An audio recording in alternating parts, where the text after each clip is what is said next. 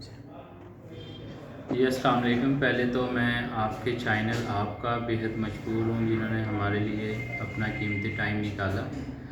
اس کے بعد جیسا کہ آپ کو پتہ ہے کہ میں یو سی چیئرمین ہوں لوکل زکوٰۃ کمیٹی کا اور ممبر بھی ہوں ڈسٹرکٹ ہیلتھ ملتان کا. الحمدللہ نوٹیفیکیشن بھی ہو گیا ہے چیئرمین ڈسٹرکٹ ملتان کا. اور اس کے حوالے سے جیسا کہ آپ کو پتہ ہے کہ ایڈمنسٹریشن بیٹھی ہوئی تھی کافی سالوں سے جو ہے چیئرمین لوکل زکوٰۃ کمیٹی نہیں تھے. تو یہ ایم پی اے ندیم قریشی کی بہت کاوشوں میں سے ہیں جنہوں نے خصوصی شفقت کرتے ہوئے تمام یو سی چیئرمین کو بحال کیا ہے. اور اس کے علاوہ ان کا زیادہ جو فوکس ہے وہ یہی ہے کہ ینگ جنریشن آگے آئے. اور اس کے علاوہ وہ چاہتے ہیں کہ جو پچھلے 15 سالوں سے یو سیز میں خاص کر پی پی 216 یو سی 59 16 61 میں جو ایک کثیر آبادی والا علاقہ ہے جس کی 4 یو سی ہیں اندرون شہر کی اور تقریباً 1,70,000 آبادی ہے. تو اس کے لیے بھی انہوں نے بہت زیادہ ٹف ٹائم دیا ہوا ہے اور سی ایم پنجاب سے خصوصی انہوں نے فنڈ ریلیز کرایا ہے تقریباً 5.10 ملین کا. بالخصوص اندرون شہر کے لیے ان کی بہت کاوشیں ہیں. جیسے کہ آپ کو پتہ ہے فلٹر پلانٹ اندرون شہر میں ایک ہی ہے اور وہ کئی عرصے دراز سے ٹوٹ پھوٹ کا شکار ہے. تو اس کے لیے انہوں نے خصوصی گرانٹ منظور کرائی ہے. اور کبوتر منڈی جو ڈسپینسری تھی لوگ پریشان ہوتے تھے نشتر جاتے تھے یا فاطمہ جناح میں کوئی ایمرجنسی کیس ہوتا تھا تو اس کے لیے انہوں نے 3 کروڑ روپے کی گرانٹ منظور کرائی ہے. ایم پی ندیم قریشی صاحب کی کاوشوں میں سے ہے. الحمدللہ اب ڈلیوری کے لیے ایکس رے کے لیے ہمیں ادھر ادھر نہیں جانا پڑے گا تو ہمارا کام وہی ہوا کرے گا. اور اس کے علاوہ ہمیں لاک ڈاؤن میں سی ایم پنجاب نے خصوصی فنڈ دیا تھا پی پی 216 کے لیے 78 لاکھ روپے کا. الحمدللہ وہ بھی ریلیز کیا اور اب بھی جنوری میں فنڈ ریلیز ہوگا اور انشاءاللہ جو مستحق ہوں گے لوگ ان تک ہم یہ فنڈ پہنچائیں گے. تو عثمان صاحب یہ بتائیے کہ آپ نے اس کے علاوہ اور اپنا گلی محلوں کے لیے بھی کام کیا؟ جی بالکل. جس طرح اسٹریٹ لائٹ ہو گئی اپنا ٹف ٹائلز وغیرہ ہو گئی سیوریج کا نظام ہو گیا.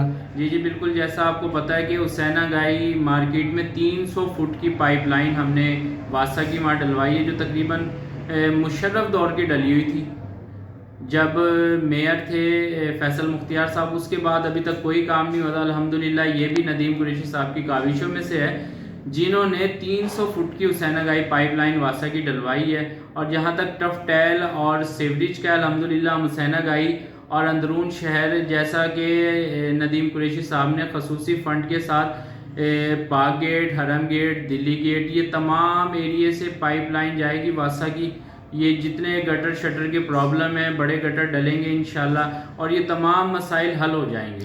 عثمان صاحب یہ بتائیے گا کہ جیسے حکومتی اقدامات ہے اپنا کرونا کے حوالے سے لوگ عمل درآمد نہیں کر رہے اس بارے میں بتائیے گا کہ کیا ہونا چاہیے؟ ایس او پیز پر لوگ عمل نہیں کر رہے. دیکھیں جی بات یہ ہے ایس او پیز پر عمل کرنا ہے اپنی بھی جان بچانی ہے اور دوسرے کو بھی محفوظ رکھنا ہے. لوگوں کو یہ سمجھنا چاہیے. اگر لوگ اس چیز کو نہیں سمجھیں گے تو ظاہری بات ہے پھر ہم لاک ڈاؤن کی طرف جائیں گے. ہم اس پوزیشن میں ہیں کہ اگر ہم لاک ڈاؤن لگاتے ہیں تو یہ جو غریب طبقہ ہے نا یہ بہت زیادہ ڈسٹرب ہوتا ہے. خاص کر یہ مزدور دیہڑی دار اور تازی کمانے والے اور یہ ریڈیوں والے یہ بہت زیادہ ڈسٹرب ہوں گے. اگر ہم لوگ احتیاط نہیں کریں گے ہم لوگ نہیں سمجھیں گے کہ سماجی فاصلہ برقرار نہیں رکھیں گے ایس او پیز میں ماسک نہیں لگائیں گے تو ظاہری بات ہے پھر ہم خود بھی پریشان ہوں گے اور لوگ بھی پریشان ہوں گے اور لوگ پریشان ہوں گے کرونا پھیلے گا تو پھر ظاہری بات ہے کہ government of Pakistan lockdown کی طرف جائے گی. دوسرا عثمان صاحب یہ بتائیے گا ہمارے عامر ڈوگر صاحب ایم این اے ہیں وہ اب معاون خصوصی بنے ہیں عمران خان صاحب کے وزیر اعظم پاکستان کے. اس بارے میں بتائیے گا کہ ملتان کو اس بارے میں کیا ریلیف ملے گا ان کے معاون خصوصی بننے سے؟ جی آپ کے توسل سے بھی میں ملک عامر ڈوگر چیف ویپ قومی اسمبلی کو وزیر مملکت بننے پر دل کی عطا گرائیوں سے مبارکباد پیش کرتا ہوں. اس کے بعد ہمیں بہت سی توقعات ہیں کہ پسماندہ علاقے جو ہیں ہمارے اس میں انشاءاللہ خوشحالی ہوگی. جیسا کہ این اے 155 میں جہاں جہاں پرابلمز ہیں یو سیز کی اور یو سی لیول پر ہوں یا ویسے پرابلمز ہوں تو انشاءاللہ ہمیں بہت زیادہ امیدیں ہیں کہ وہ پہلے تو سب سے بڑا جو کام ہے وہ ہے فلٹر پلانٹ کا. میں نے پہلے بھی ریکویسٹ کی تھی ندیم قریشی صاحب سے بھی اور عامر ڈوگر صاحب سے بھی کہ اندرون شہر کثیر آبادی والا علاقہ ہے وہاں اشد ضرورت ہے 2 فلٹر پلانٹس کی.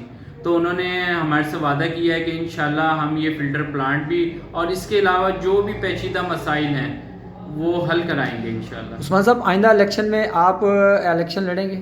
جی الحمدللہ انشاءاللہ جی ضرور، کیونکہ آپ کی خدمات دیکھنے میں آیا کہ علاقے میں بہت ساری ہیں اور آپ بڑی دل جمی سے کام کر رہے ہیں، اس سلسلے میں آپ الیکشن لڑیں گے؟ جی انشاءاللہ ضرور الیکشن لڑیں گے، UC 59 سے انشاءاللہ ہم الیکشن لڑیں گے اور ہماری کوشش ہوگی کہ ہم لوگوں کے مسائل کو حل کر سکیں۔